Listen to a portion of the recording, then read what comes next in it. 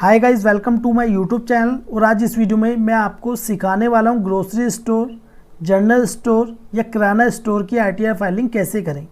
तो ये वीडियो बहुत ज़्यादा इंपॉर्टेंट होने वाली है, बने रही इस वीडियो के साथ। और यदि अभी तक आपने मेरा यूट्यूब चैनल सब्सक्राइब नहीं किया है तो कर लीजिए ऐसी बेनिफिशियल वीडियोज़ के लिए। और दोस्तों, आप हमारे एक्सपर्ट से भी अपनी आईटीआर फाइलिंग करा सकते हैं दिए हुए नंबर पर कॉन्टैक्ट करके। तो दोस्तों चलते हैं और वीडियो को स्टार्ट करते हैं। तो सबसे पहले आपको अपनी आईडी को रजिस्टर्ड करना है इनकम टैक्स पोर्टल पर। आईडी को कैसे रजिस्टर्ड करना है उसके ऊपर मैंने पहले से ही वीडियो बना रखी है, आप वीडियो सेक्शन में जाकर देख सकते हैं।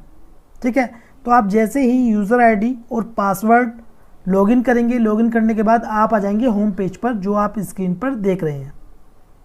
ठीक है, और यहाँ पर शो हो रहा है फाइल नाउ का ऑप्शन। यदि आपके केस में यहाँ पर फाइल नाउ का ऑप्शन शो नहीं हो रहा होगा तो आपको जाना है ई फाइल में, फिर इनकम टैक्स रिटर्न्स, फिर फाइल इनकम टैक्स रिटर्न। जैसे ही आप इस पर क्लिक करेंगे तो आईटीआर फाइलिंग का जो प्रोसेस है वो स्टार्ट हो जाएगा। लेकिन हमारे केस में फाइल नाउ का ऑप्शन शो हो रहा है तो हम फाइल नाउ पर क्लिक करेंगे। अब उसके बाद सिलेक्ट असेसमेंट ईयर, जो कि करंट असेसमेंट ईयर है 24-25। ठीक है, इसमें हमें कुछ नहीं करना। अब उसके बाद सिलेक्ट मोड ऑफ फाइलिंग, तो दो तरह से आईटीआर फाइलिंग होती है, ऑफलाइन डेस्कटॉप यूटिलिटी से, और पहला है ऑनलाइन। तो आज इस वीडियो में हम सीखने वाले हैं ऑनलाइन। तो ऑनलाइन पर हम क्लिक करेंगे, फिर कंटिन्यू पर क्लिक करेंगे। फिर उसके बाद आपके स्क्रीन पर शो हो रहा होगा यहाँ पर स्टार्ट न्यू फाइलिंग, तो इस पर आपको क्लिक करना है।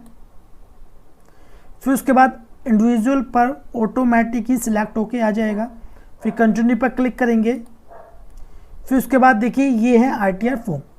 तो आईटीआर फॉर्म जो हम सिलेक्ट करते हैं ये करते हैं इनकम के अकॉर्डिंग। तो हमारे केस में सिर्फ इनकम है सैलरी से और ग्रोसरी स्टोर या किराना स्टोर से। ठीक है, तो हम यहाँ पर सिलेक्ट कर रहे हैं आईटीआर फॉर्म। तो आप मुझे कमेंट बॉक्स में कमेंट करके बताइए आपकी किस सोर्स से इनकम है, यानी कि ग्रोसरी स्टोर या किराना स्टोर से तो आपकी इनकम है ही, लेकिन इसके अलावा किस सोर्स से इनकम है। ठीक है, अब प्रोसीड विद आईटीआर 4 पर क्लिक करेंगे। फिर उसके बाद लेट्स गेट स्टार्टेड पर क्लिक करेंगे। फिर उसके बाद तीन ऑप्शन यहाँ पर शो हो रहे हैं, इनमें से एक को टिक मार्क करना है। पहला है taxable income is more than basic exemption limit. तो इसका मतलब है यदि आपकी इनकम बेसिक एग्जम्पशन लिमिट से अधिक है तो आपको इस पर टिक मार्क करना है। सेकंड वाला ऑप्शन आप इसको केयरफुली रीड कर लें, यदि आपके केस में है तो आप इसे टिक मार्क कर सकते हैं। तीसरा ऑप्शन भी दिया गया है इसमें अदर्स, तो हम सिलेक्ट करेंगे पहला वाला ऑप्शन, फिर कंटिन्यू पर क्लिक करेंगे। फिर उसके बाद पर्सनल इन्फॉर्मेशन इस पर क्लिक करेंगे। अब उसके बाद हम आईटीआर फाइलिंग का जो प्रोसेस है उसको स्टार्ट करते हैं। अब नेचर ऑफ एम्प्लॉयमेंट, यदि आपके केस में सैलरी है तो आपको इसमें से सिलेक्ट करना है। ठीक है, इसमें central government, state government, PSU, pensioners और अदर भी दिया हुआ है। और यदि आपके केस में सैलरी इनकम नहीं है तो आप इसे नॉट एप्लीकेबल भी कर सकते हैं, लेकिन हमारे केस में है तो हम सिलेक्ट करेंगे अदर्स। फिर उसके बाद filed under section 139(1), return filed on और बिफोर ड्यू डेट। यदि आप ड्यू डेट से पहले अपनी आईटीआर फाइलिंग करते हैं तो इस पर टिक मार्क करेंगे या ऑटोमेटिक सिलेक्ट होके आ जाएगा। फिर उसके बाद 139(4), belated return filed after due date. यदि आप ड्यू डेट के बाद अपनी आईटीआर फाइलिंग करते हैं तो जिसको हम बेलेटेड रिटर्न कहते हैं, तो इस पे या तो ऑटो सिलेक्ट होके आ जाएगा या आपको इस पर सिलेक्ट करना है। फिर उसके बाद रिवाइज्ड रिटर्न, ओरिजिनल रिटर्न को रिवाइज्ड करने का इसमें ऑप्शन दिया गया है। ठीक है, इस पर टिक मार्क कर सकते हैं, या इसमें आफ्टर कॉन्डोनेशन ऑफ डिले का भी ऑप्शन दिया गया है। अब नीचे आएंगे, नीचे आने के बाद अब जैसे कि आप देख सकते हैं जो ये वाला ऑप्शन है ये है न्यू रिजिम और ओल्ड रिजिम में जाने के लिए, जिसका सेक्शन है 115BAC सब सेक्शन 6। तो देखिए करंट असेसमेंट ईयर 24-25 में। ठीक है, तो इसमें न्यू रिजिम में जाने के लिए ऑटो सिलेक्ट होकर आ रहा है। ठीक है, यानी कि आपको न्यू रिजिम में ही जाना है। यदि आप ओल्ड में जाना चाहते हैं तो आपको एक फॉर्म फाइल करना होगा जिसका नाम है फॉर्म 10IEA। ठीक है, यदि आप फॉर्म 10IEA फाइल करते हैं तो डेट ऑफ फाइलिंग यहाँ पर ऐड करनी है और एक्नॉलेजमेंट नंबर यहाँ पर ऐड करना है आपको। फिर नीचे आएंगे, नीचे आने के बाद whether this return is being filed by a representative SEC, तो इसको हम नो पर टिक मार्क करेंगे।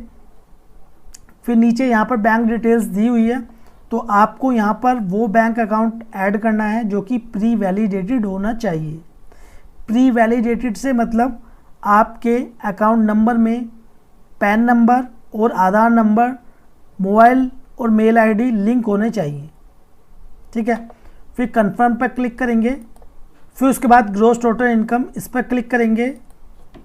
फिर उसके बाद सैलरी एग्जाम्पशन, तो देखिए हमारे केस में सैलरी एग्जाम्पशन नहीं है, यदि आपके केस में है तो आपको इसमें ऐड कर देना है। फिर नीचे आएंगे, नीचे आने के बाद कंटिन्यू पर क्लिक करेंगे। फिर उसके बाद इनकम फ्रॉम सैलरी, यदि आपके केस में सैलरी है तो आपको यहाँ पर डालना है, तो हम इसको एडिट करेंगे। एडिट करने के बाद salary as per section 17 subsection 1, तो यहाँ पर हम सैलरी को ऐड करेंगे जो कि हमारी सैलरी है 3,50,400। ठीक है, अब नीचे आएंगे, नीचे आने के बाद बाकी एग्जाम्पशन या अलाउंसेस हमारे कुछ भी नहीं है। अब देखिए यदि आप न्यू रिजिम को ऑप्ट करते हैं तो न्यू रिजिम में भी यदि आपकी सैलरी कितनी भी क्यों ना हो, standard deduction under section 16IA जो कि होती है 50,000 रुपये, तो जितनी भी आपकी सैलरी होगी उसमें से लेस हो जाएंगे 50,000 रुपये, तो ये कितनी होगी 3,04,000 रुपये। अब सेव पर क्लिक करेंगे।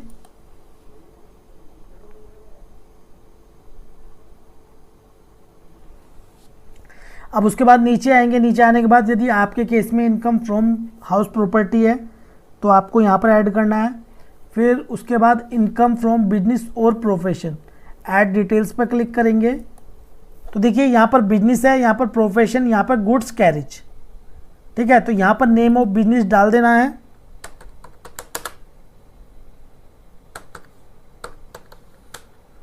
तो हमने बिजनेस नेम डाल दिया है। फिर उसके बाद बिजनेस कोड, तो देखिए अब आपको जो बिजनेस कोड यहाँ पर सिलेक्ट करना है वो करना है आपको retail sale in non specialized store, क्योंकि ग्रोसरी स्टोर, किराना स्टोर के लिए कोई भी स्पेशल कोड नहीं दिया गया है इनकम टैक्स में। तो ये जो अंडर आएगा वो किसके आएगा, retail sale in non specialized store. ठीक है, इसको हम ऐड करेंगे और डिस्क्रिप्शन में आप डाल सकते हैं। अब ऐड पर क्लिक करेंगे। अब देखिए यदि आपकी रिसिप्ट है बैंक से तो आपको यहाँ पर डालनी है, यदि आपकी कैश में है तो कैश में यहाँ पर डालनी है, और यदि आपकी बैंक और कैश को छोड़कर अन्य में है तो यहाँ पर डालनी है। तो हमारी इसमें बैंक से है 5,10,850, कैश में हमारी है 6,40,500। ठीक है, और एनी अदर में कुछ नहीं है हमारी। अब उसके बाद हम इसमें डाल देंगे प्रॉफिट,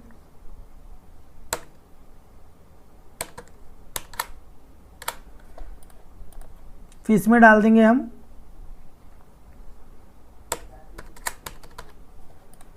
ठीक है, हमने डाल दिया। अब ऐड पर क्लिक करेंगे। अब उसके बाद नीचे आएंगे, नीचे आने के बाद अब है इनकम फ्रॉम अदर सोर्सेज, तो यहाँ पर देखिए डिविडेंड इनकम है कितनी 7,933। ठीक है, तो ये ऑटोमेटिक जो इनकम थी डिविडेंड से रिलेटेड वो यहाँ पर ऑटो फिल होकर आ गई है। आपके केस में इंटरेस्ट वगैरह सब ऐड होके आ जाएगा। अब नीचे आएंगे, नीचे आने के बाद अब कन्फर्म पर हम क्लिक कर देंगे।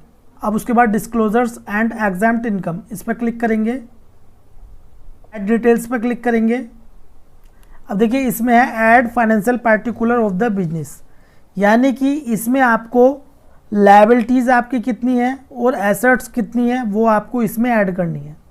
ठीक है, जैसे कि इसमें दिया हुआ है partner member own capital, secured loans, unsecured loans, advances, sundry creditor, other liability और टोटल कैपिटल एंड लायबिलिटी यहाँ पर शो हो जाएगी जब आप इसमें ऐड करेंगे। फिर नीचे दिया हुआ है fixed assets, inventory, sundry debtor, balance with bank, cash in hand, loan and advances, other assets और टोटल एसेट्स। ठीक है, तो आपको इसमें अपने अकॉर्डिंग ऐड कर लेना है, तो मैं इसमें अपने अकॉर्डिंग इसमें डाल देता हूँ लायबिलिटीज़ और एसेट्स। अब उसके बाद information regarding turnover gross receipt reported for GST, add details पर क्लिक करेंगे। अब देखिए यदि आपके पास जीएसटीएन नंबर है, ठीक है, तो आपको इसमें ऐड करना है और जीएसटी के अकॉर्डिंग आपकी टर्नओवर यानी कि सेल आपकी कितनी है वो इसमें ऐड कर देनी है। ऐड पर क्लिक करेंगे, ठीक है। हमारे केस में जीएसटीएन नंबर नहीं है तो हम इसमें ऐड नहीं करेंगे, तो हम कैंसिल पर क्लिक करते हैं। अब उसके बाद कंफर्म पर क्लिक करेंगे। अब उसके बाद टोटल डिडक्शन इस पर क्लिक करेंगे। अब कंटिन्यू पर क्लिक करेंगे।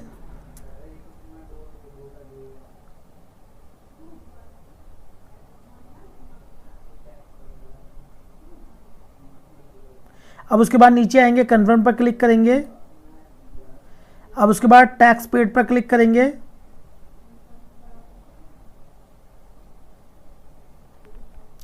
अब देखिए यदि आपका टीडीएस कटा है सैलरी से तो यहाँ पर शो होगा, और सैलरी को छोड़कर कहीं भी आपका टीडीएस कटा है तो यहाँ पर शो होगा। यदि आपका टीसीएस कटा है या डिडक्ट हुआ है तो यहाँ पर शो होगा।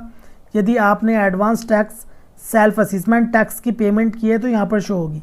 तो हमारा टीडीएस कटा है डिविडेंड से, ठीक है, तो ये हमारा यहाँ पर शो हो रहा है कितना, 741 रुपये। अब कंफर्म पर क्लिक करेंगे। अब उसके बाद टोटल टैक्स लायबिलिटी इस पर क्लिक करेंगे।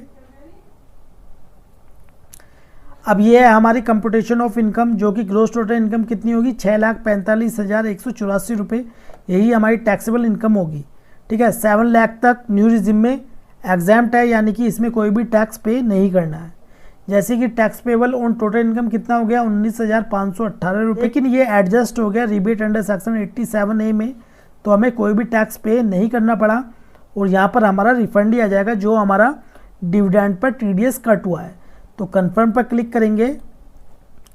अब उसके बाद प्रोसीड पर क्लिक करेंगे।